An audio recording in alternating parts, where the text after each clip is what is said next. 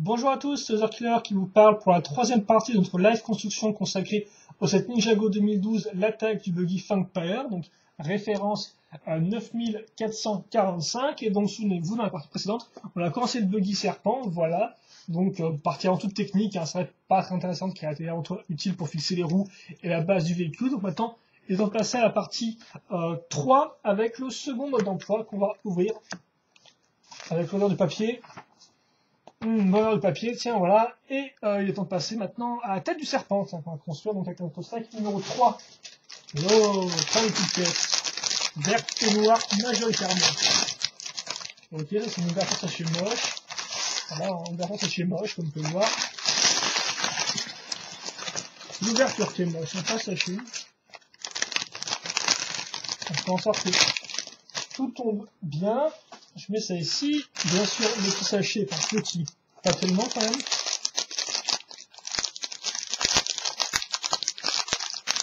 Attention, ce que je vais arriver, moi je n'arrive pas. Je fais la technique de double gitan, voilà, comme ça. Il va un peu en loose. Allez. Technique du gros bourrin plutôt. C'est plus politiquement correct. Donc on va commencer avec moment d'arrêt, avec une 2x6 gris foncé. Voilà, mes yeux scannaient les pièces et donc ils l'ont trouvé. Allez, hop là, on va faire autant des petites pièces comme ça me rappelle les magnifiques pièces, les pièces charnières du super jet de Jay qui, du fait de leur méga friction, ne permettait pas de faire bien fonctionner le mécanisme. Hein. Très utile. Ça marche peut-être un peu trop bien pour le mécanisme de l'avion, justement. Donc là, bah forcément, grâce aux formes un peu arrondies qu'on peut donner avec les charnières, on peut donner une forme générale assez intéressante à notre tête de serpent. Voilà. Donc on retourne tout de suite ça. On va caser des pièces avec des tenons ici et sur les côtés. Enfin, sur un côté plutôt. x2, donc des pièces en L, hein, enfin L retournées. Voilà, comme vous voulez. À vous de voir quel nom vous lui donnez. On passe maintenant avec d'autres pièces charnières. Dans ce sens-là, oui, tout à fait. Je préfère. Ça fera quand même pas mal de petites pièces hein, par rapport à la partie numéro 2. Peut-être plus qu'on a plus de petites pièces ou plus de pièces vertes, ce qui fait que ça embrouille un peu mes yeux. Donc on est comme ça, on prend maintenant, excusez-moi, des 1x4, 1x8 plutôt. Après on va compter mais pas donner à tout le monde. Tiens, c'est comme ça. Voilà. Et maintenant on va mettre une petite pièce charnière pour refermer le tout. Donc comment ça marche? Bah, déjà il faut la trouver. Une fois qu'on l'a trouvée, on l'ouvre. Ensuite on met deux pièces en L qui sont utiles pour faire en fait toute la forme du serpent hein, sur les côtés tout bêtement. Et on va mettre une pièce charnière, une sixième pièce charnière si je compte bien, si je compte bien, qui sera casée ici, comme ceci. Et donc ensuite, je mets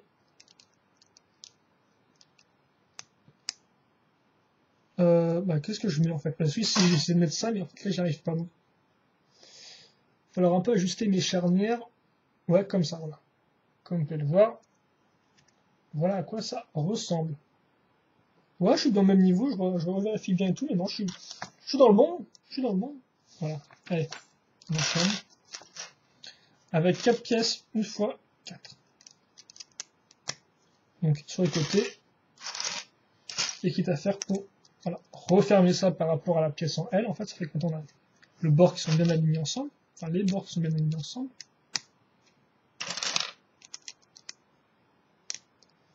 x2 comme je l'ai dit. Donc maintenant on peut enfin retourner, casser des pièces avec des accroches comme ça, donc 2 x 1 plus accroche, oui, bon, c'est un peu trop vague comme terme. Et donc vous avez la caméra pour voir, donc ça va. Il n'y a pas mieux niveau compréhension. On passe maintenant en fait à des pièces violettes, donc des 1 x 1 rondes. On va accrocher là, donc un peu de détail je suppose. Ensuite, des mains de bottes, qui seront celles-ci, qu'on va caser sur cette partie-là, et qu'on va lever perpendiculairement. Et ça servira à quoi? Ça servira à caser les yeux de serpent, qui sont des ball joints rouges, comme par exemple des Bojun 2001 qui ont juste un seul trou hein, à l'arrière et non pas un trou qui perce la pièce de part et d'autre. Enfin oui, qui transperce littéralement la pièce. Hein. Donc là on a juste qu'un, par contre oui, tu me diras l'accroche. C'est l'accroche un peu loose, ça Lego, non? Ouais, j'ai un peu peur, hein. J'espère que ce sera bien coincé dans un truc, parce que sinon ça va d'être un peu la galère. Donc ensuite on va prendre des garde-boue dans cette forme-là, qui sont d'abord censés avec cette Speed Racer, si je dis pas de bêtises. Voilà, on peut tourner ça au maximum. Oui, bah si, en fait, ça bougera bien, voilà, comme ça touche bien l'œil, donc pas de problème de stabilité, je pense. Hop, on va ensuite maintenant casser des pièces. On va ensuite maintenant, franchement, des fois je fais des transitions qui sont un peu douloureuses à l'oreille. Hein. Comme ceci. Voilà. Qu'est-ce qu'on met maintenant? On va faire des parties sur les côtés. Et pour ce faire, on va prendre une fois 6, caser une pièce comme ça dans le vide. Mais pas pour longtemps, car maintenant on va prendre une 2 fois une lisse. Hop. Et cette petite pièce ronde. Enfin, ronde. Pièce courbée, une fois 4. D'ailleurs, on met rien là, hein, on laisse vide. Donc, voilà à quoi ça ressemble. Et ça, je l'accroche sur les côtés. Et comme je suis un bon petit, je le fais x2. Et comme je suis hardcore, maintenant, je fais directement sur le côté. Comme ça, peur de rien.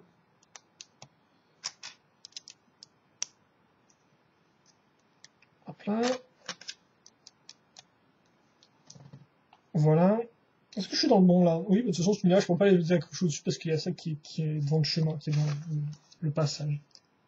Par contre, ce que je peux faire, c'est faire une pièce plus grande pour la mettre, pour qu'elle passe par-dessus ma pièce noire, comme ceci. Et donc ça, on va le faire tout de suite. Avec une pièce donc de garde-boue, sur laquelle je vais raccorder 2 pièces comme ceci, donc des pièces courbées 1 fois 4. Ensuite, sur les extrémités, j'ai casé une pièce comme ça, donc 2 fois 1, avec pièce fromage directement incluse dedans. Là encore. Hein. Et ça, je vais le mettre. Bah, quitte à faire, je vais le faire bien, donc je vais le mettre comme ça, et retourner ça ici, voilà. Et ensuite, je vais le mettre à ce niveau-là.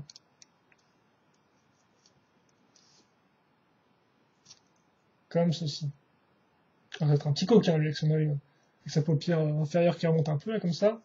Voilà, ça, bien sûr, on fait x2. Donc, en fait, il fallait pas faire le truc que j'ai fait tout juste après, donc c'est pas grave. Ça change pas grand-chose au résultat final.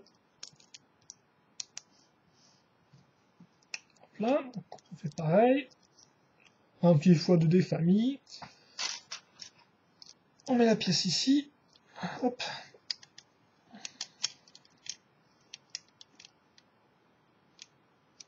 Oh putain, j'ai encore fait l'erreur avec ce truc là. Je me disais, ça marche pas, ça marche pas. C'est normal, regarde le mode d'emploi. Voilà l'avant, pour l'instant, qui n'est pas spécialement très joli, hein, mon petit. Voilà. Et on n'a pas encore fini la tête, donc il est temps de continuer à la travailler et à l'améliorer. Donc d'abord avec des 2 fois 1 qui vont se caser au-dessus de nos pièces pourpres. Hop là, et à 17 maintenant. Pourquoi il me demande de retourner le truc? Ah oui, en fait, dans ce sens-là, pas vers le bas. Attendez, pièces 2 fois 2 qui vont caser ce niveau-là.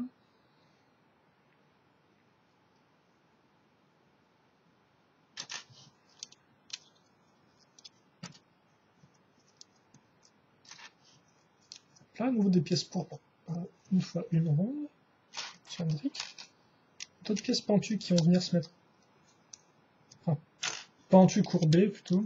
Se mettre à ce niveau-là. Voilà. Belle pièce lisse pour enfin finir avec cette partie ici. Bien sûr, de deux côtés. Donc, voilà le résultat pour l'instant de 3/4. Et de dessus. Hop. Voilà. Alors, est-ce qu'on a fini ou pas? Non, visiblement, non. On va mettre des pièces maintenant. 1 fois 3 lisses. Sur les trous ici. Enfin, sur les tenons ici plutôt. Pas les trous. Et c'est du vert foncé maintenant. Et enfin, pour finir, une pièce un peu plus. qui sort un peu de nulle part. C'est mettre le volant à ce niveau-là, sans oublier une pièce à la précédente qui était une 1x6 qui va venir se mettre ici. Comme ça, je viens enfoncer la pièce du volant. Et voilà, est-ce qu'on a fait le tour là? Oui. Donc maintenant, on va se mettre des stickers sur les pièces comme ceci. Ce que je ne fais pas maintenant. On prend enfin des dents, donc comme ça, blanches. J'ai ces pièces-là en noir avec un stéréofactory et pas en blanc, donc ça va être assez utile. Alors les dents sont aussi bien droites, comme ça. Et une fois que ce sera fait, on pourra accrocher le résultat final. Voilà. Donc avec les dents. Voilà. On pourra accrocher donc sur notre base qui ressemble pour l'instant un peu à rien, qui fait un peu char de carnaval. J'accroche ça aux extraits. Attendez, hop là, on va mettre ça comme ça. Pour l'instant. C'est bien comme ça. Oui, bah, visiblement, on va être comme ça, mais ça tient pas vraiment beaucoup, en fait, ça, non? C'est un peu bizarre, non? Alors, c'est juste les dents qu'on est censé mettre. Tu me diras, effectivement, si tu forces les dents un peu sur le côté, je suis sûr que tu peux. Voilà. Tu peux mettre ça comme ça, effectivement. C'est juste les dents, des fois, qui peuvent un peu bouger. Donc, on a notre serpent maintenant qui est fait. Enfin, notre corps. Et on va continuer à bosser avec cette grosse partie-là maintenant. Et il reste quand même pas mal de pièces, je suis en train de remarquer, donc on va enchaîner. Avec d'abord des pièces système avec des trous techniques qui vont se caser sur les côtés. Comme ceci. Des pièces en L ensuite, sur les deux côtés. Ah ouais, c'est deux pièces par étape, quoi, hein, pas plus. Ensuite, des longues pièces inclinées. On va accrocher dans ce sens-là. Et encore x2. C'est bien en sorte de faire tenir ça sur tous les canons qu'on a.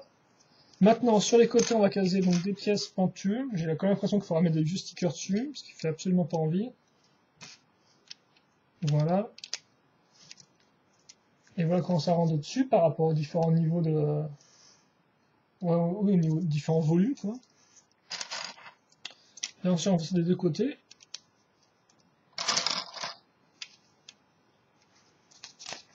Comme ceci. Ah, du x4 maintenant avec 4 pièces, une x6, qui vont être accrochées directement par-dessus. Donc là, on est vraiment en train de donner un peu de volume à l'ensemble. Comme vous pouvez voir, on était parti d'une pièce de base avec deux pauvres tiroirs. Maintenant, on a quand même un peu... on ajoute de la matière, j'ai envie de dire.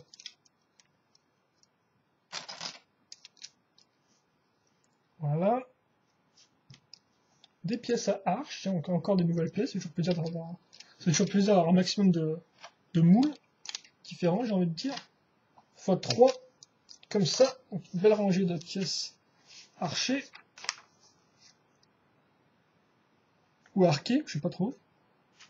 Donc on va mettre maintenant des pièces pentues gris, vert, foncé. Encore, je me demande si je les avais pas...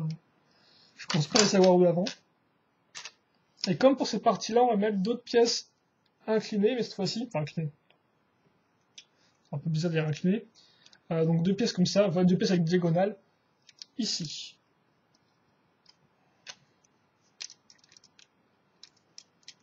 Et d'ailleurs, c'est normal si on a rien, il n'y a pas de truc pour mieux les maintenir, il y a un vide. Alors, seconde pièce pentue, donc voilà à quoi ça ressemble. Comme vous pouvez le voir, on a une faute de forme qui bien sûr part comme ça et comme ça. D'autres pièces courbes qui vont se caser donc sur. Non, si je vais pas oublier un truc. Ah non, non, attendez. J'ai fait juste qu'il fallait. Oui, non, d'accord, ok, non, c'est bon. Il fallait bien. On a bien l'espèce d'espace vide en fait. Après, hormis les trucs, même dessus, on a quand même l'espace ici qui est vide. Hop, hop, hop, hop, là, ici, voilà. Hop, donc on va mettre des stickers dessus, il y a des gros stickers avec des noteurs. Là, je vais demander de faire avec des espèces de gros trucs qui ressortent comme ça. Et on est aussi censé caser des pièces pentues à cette étape-là, donc à l'arrière.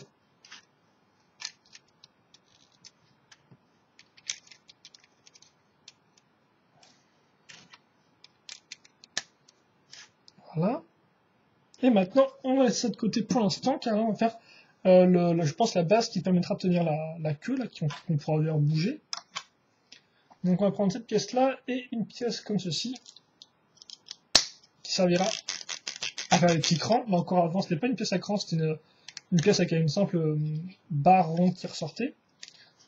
Donc c'était un peu plus libre que les crans, finalement, qui permettent d'en rendre vraiment le bouger et l'arrêter à l'endroit où on veut.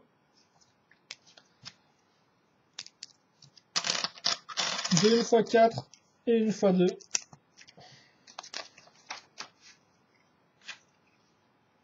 On met ça comme ça et une pièce à ce niveau. Voilà. Remettre une pièce comme ceci, visiblement au-dessus. Sauf que là, on va caser une pièce ronde, une 4x4. Là, par contre, on a fait plus de petits crans, comme vous pouvez le voir, mais qui tournent toujours. Ceci étant fait, on va en caser des pièces une fois une avec des petits yeux. Des petits yeux, oui, hein, c'est bon. Comme ça. Voilà à quoi ça ressemble, j'espère que je monte bien, je sais pas devant le mode d'emploi. Je prends dans tous les sens. On va retrouver d'ailleurs des pièces lames, mais cette fois-ci en violet. Assez intéressant. Je n'avais pas encore vu jusqu'à présent, et comme vous le savez peut-être pas, j'ai 3 7 Ninjago à l'heure de cette vidéo. Hein, donc la moto de Kai, l'avion de Jay, et non, j'ai 4 sets, effectivement. Le cercoptère et donc le bolide de Cole. Et ça, on va caser pile sur l'espace de 4x4 qu'on a là. Ça s'emboîte parfaitement bien, comme vous pouvez le voir, et ça rend pour l'instant assez agréable à l'œil. Donc on va reprendre maintenant toute notre grosse base, voilà. On va mettre d'autres pièces pentues, vert foncé, pentues et inclinées, en plus c'est la fête, enfin pentues et un peu en diagonale. On accroche ici, c'est le plus de détail, donc à ce niveau-là. On va mettre une bonne vieille 2x3, une vieille grosse brique 2x3 en vert pomme. Tout à fait, on va détailler un peu ça en mettant des pièces pentues 2x1, aussi du vert foncé, comme ceci. Quitte à faire, on va mettre une 2x de grise à ce niveau-là. Bien sûr, on va mettre des pièces qui sont dans un gris un peu plus bizarroé, pour ne sais quelle raison. Je sais pas trop ce que c'est que cette couleur. Gris un peu vert, ouais. Bon, en fait, si c'est l'espèce de vert clair qu'on a avec Zactan, qui est un set de sorti en 2006. Je vais pas voir du. Oui, parce que en fait, pour moi c'est du vert pomme, pour moi c'est du vert clair en fait. C'est un peu. Bon, après on appelle chacun ses appellations. Enfin, vert sable plutôt, si vous voulez. Et maintenant on va caser cette partie-là. Donc au final, qui va bloquer la partie verte, elle ne pourra plus tourner, mais ça fait que maintenant on pourra mettre les deux. Comme ça, vous aurez une queue qui est en fait sur cran, donc en fait, qui ne bouge pas dans tous les sens. Car maintenant elle est bien solidifiée. Ça fait quand même assez plaisir. J'ai rien oublié, donc on va pouvoir enchaîner maintenant en mettant des pièces comme ça, donc des petites pièces toits. Enfin, oui, des pièces qui étaient mises au bout des toits, quoi, pour faire une petite forme, forme comme ça en pyramide. On a des fois 4 des pièces comme ça, assez sympathique. C'est vrai que là, par contre, l'espèce de trou fait un peu bizarre, je vous avoue. On met ensuite une barre de 5 qui va s'enfoncer ici. Je suppose qu'il y aura voilà. J'espère qu'il y a un cran d'arrêt.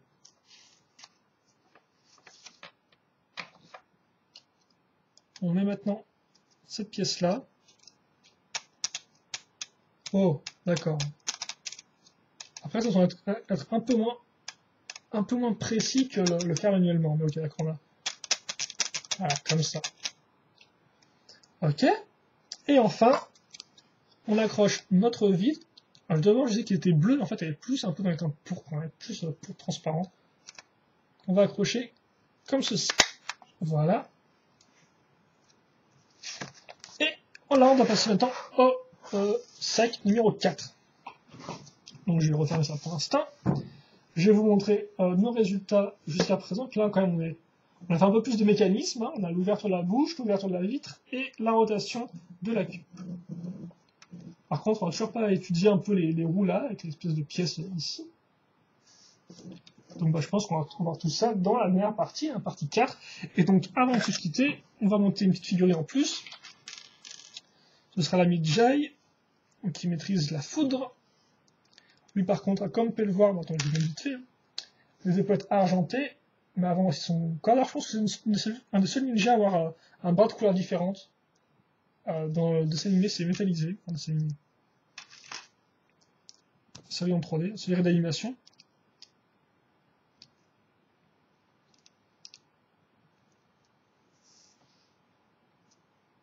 Voilà. Et tiens, lui, je vais me permettre de lui mettre ces deux. Enfin, non, lui, il est pas censé avoir deux trucs comme ça, justement. On verra encore un peu plus quel arbre on lui mettra. Donc voilà pour la partie 3 de notre live construction, donc sur l'attaque du buggy Funkpire. Voilà, donc nous on se retrouve tout de suite pour la quatrième, normalement dernière partie de la live construction consacrée à ce set, donc 9445. Allez, à tout de suite.